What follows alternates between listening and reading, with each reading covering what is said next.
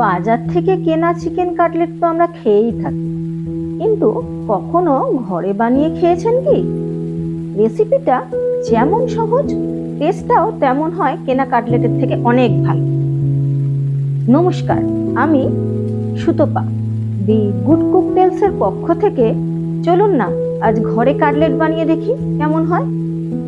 Chicken cutlet বানানোর জন্য আমি প্রথমেই একটা মিক্সির জারে নিয়ে নিয়েছি বোনলেস চিকেন থাইয়ের 3টে পিস, আর নিয়েছি ছোট একটা আধখানা পেঁয়াজ, 2 কোয়া রসুন, 1 ইঞ্চি মতো আদা, 3টে কাঁচা লঙ্কা, একটা গোটা ডিম ফাটিয়ে দিয়েছি, তাতে একটা পাউরুটির পিস আর অল্প পরিমাণ ধনেপাতা। তারপর একটা মিক্সিতে ভালো করে পেস্ট বানিয়ে নিয়েছি। এরপর পেস্টটা একটা পাত্রে রেখে দিয়েছি, আর তাতে দিয়েছি 1 চামচ মতো নুন আর কিছুটা মরিচের গুঁড়ো আর নুনটা ভালোভাবে মিশিয়ে নিয়েছি ওই চিকেনের কিমাটার সাথে।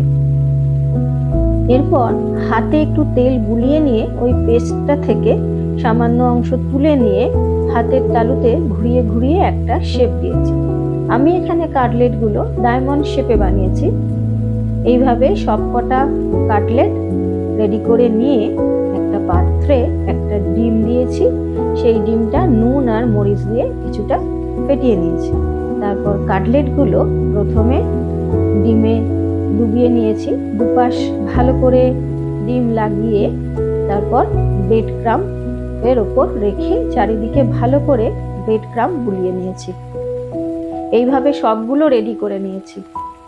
এরপর একটা প্যানে তেল গরম করে মিডিয়াম আঁচে দুপাশ ব্রাউন করে ভেজে নিলেই আমাদের চিকেন কাটলেট একদম রেডি হয়ে যাবে। আমার এই রেসিপিটি যদি আপনাদের ভালো লাগে তবে লাইক, শেয়ার আর সাবস্ক্রাইব করতে ভুলবেন না কিন্তু।